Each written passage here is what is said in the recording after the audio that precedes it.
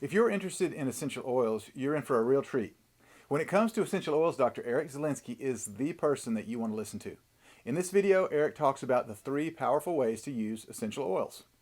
Essential oils can be a powerful medicine when they're used properly. Watch as Eric gives you his top tips for using essential oils safely in your everyday life. I want to park here for a moment because this is where it gets really serious. For people that have ever been abused, for people that have been traumatized, because I don't know about you, but every time I walk by a woman who wears the same perfume as my first girlfriend 20 years ago, I remember her.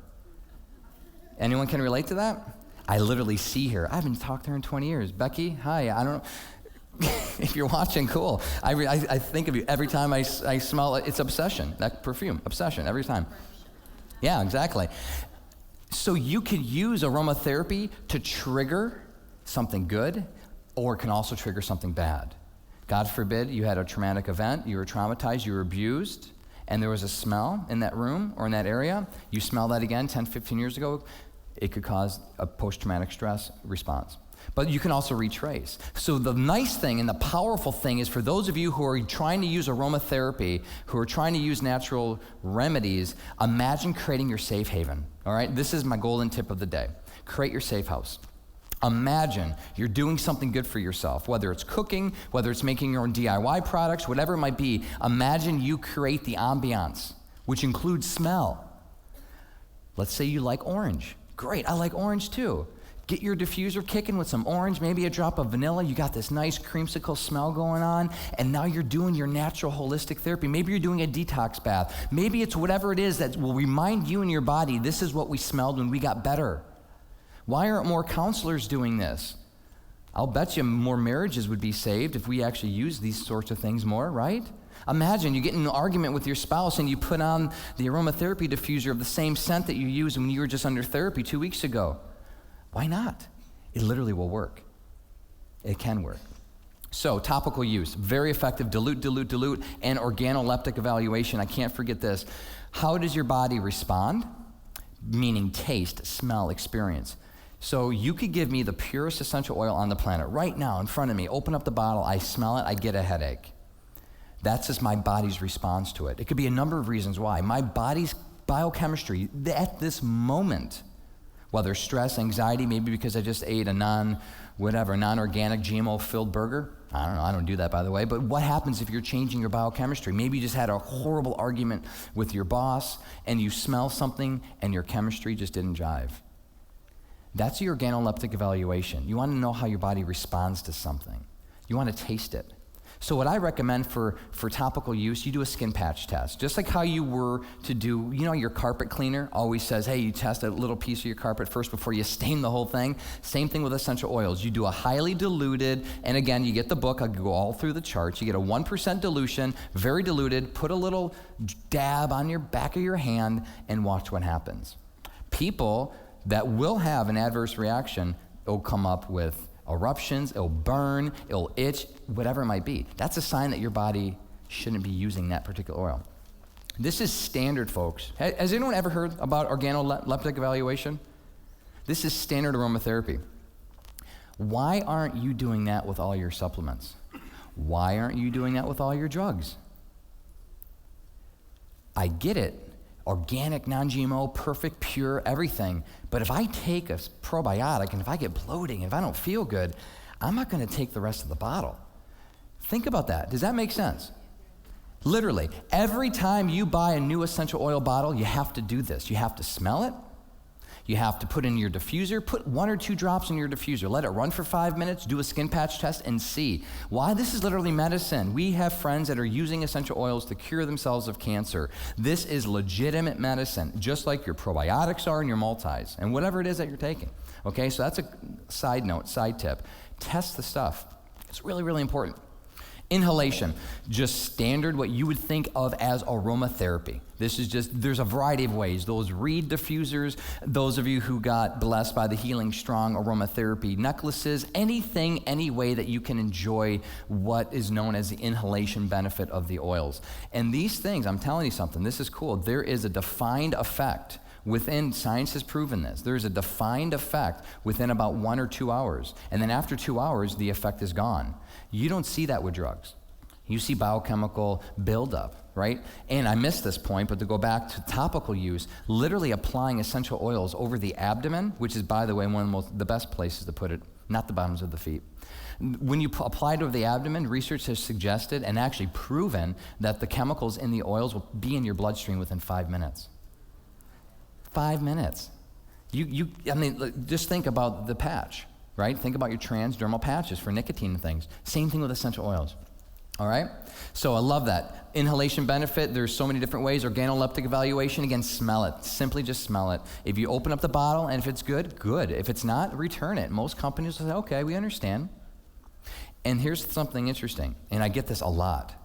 Just because the brand is good doesn't mean every part of every oil is going to work for you every time. I don't know if that makes sense. But you could buy your starter kit, and 15 out of the 20 oils work great with you, but 5 don't. That's fine. That's life. Really. We have to roll with those punches. Okay? Internal use. This is the most controversial aspect of aromatherapy. Here's the bottom line. Bottom line. The number one market that uses essential oils on the planet is the food industry. Everything you taste, whether it's a peppermint patty, whether it's your soda pop, what do you think Coca-Cola is? It's a special blend of highly, highly diluted essential oils that people have enjoyed for all these years. Essential oils, okay? So it is safe. It's all a matter of doing it right and dosages. So I'm not just gonna put 15 drops of oil in my mouth. I could burn the mucous membranes. I could cause reflux. There's so many different things, okay? That's why I cover that in my book, literally. Whole chapter devoted just to safety stuff. We gotta remember oils and water don't mix.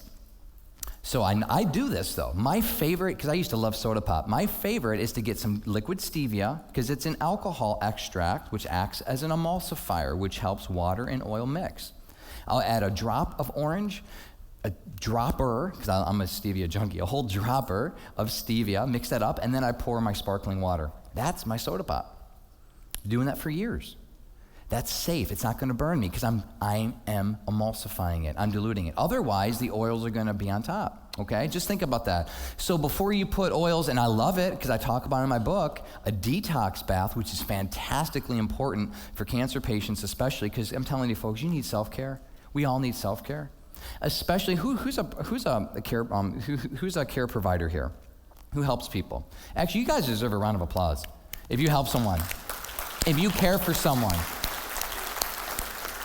You're the unsung heroes. I ran into a store. Sir, thank you for what you do. I mean, I went to a store and I saw my old professor from school. It was actually a few months ago, and she had to get away. She's caring for her dying aunt who's 90 years old, and she is the primary care for her aunt.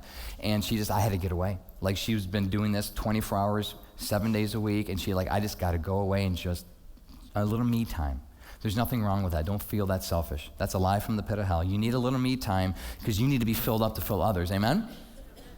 And when you're doing your detox bath, don't be pouring oils on the water. You got to mix and dilute them first. Because what's the first thing that hits the bottom of the water? You could burn yourself. I'm telling you, it happens. You don't think about this stuff, okay? So, not another shameless plug for my book, but you got to download this because I'm going to run through 5 or 6 slides that you don't need to take notes, but it's going to kind of wow you, okay? So make sure you get this. So the proven approaches, absolutely proven approaches of how to use essential oils for cancer patients. Number 1 is promote the immune system, essentially. Gut function. Few things on the planet can really, really do some good work in the gut. You gotta remember, the gut is the distal colon. It's hard to get these things down. It's hard to get a supplement down there. It's hard, there's a variety of different things that affect the body's ability to have good gut function. And gut function, I know you know this, is crucial to the immune system. Essential oils are fantastic for gut function and immune boosting. Literally, immune boosting. It could do a lot of things, and it could help fight. It can help fight vectors. They help fight fungi. Who would have thought? That discussion was unbelievable. You guys heard about, wow. Antifungal oils, right? Tea tree, lavender, thyme, oregano, name it. Lemongrass. We don't hear enough about lemongrass. That's like an MVP. These are fantastically effective antifungals. Respiratory support. How many cancer patients just are struggling with breathing issues? That's just an interesting complaint because you want to have vibrant energy. You want to be able to breathe better. Diffusing your Ravensara or your peppermint eucalyptus can help really just open up the airways better. Just for a variety of different things to help you sleep better, to help increase your mood. Everything from pain to just nausea to you name it. But the bottom two are kind of special. And I want to define these really quick. The bottom two literally proven that essential oils are chemoprotective and chemotherapeutic. And it's important to understand the difference because chemoprotective is actually the pure definition, the real definition is protects healthy tissues from the toxic effects of anti-cancer drugs. Essential oils have been shown to do that. So when you're taking essential oils with your chemotherapy, they have what's known as, they contain an inherent property known as cell selectivity, which means they can help target cancer cells and leave your healthy cells alone. And in fact, give your healthy cells what the healthy cells need to ward off the basic nuclear attack, right? That's what chemotherapy is. Same thing with radiation. And also they're chemotherapeutic. They literally can kill cancer cells. And they can cause what's known as apoptosis, right? Programmed cell death. Wow, great information from our good friend Dr. Z. We hope you learned a lot from this video. And if you did, please share this on your social media and let your friends and family know about the truth about cancer. Thank you, and God bless.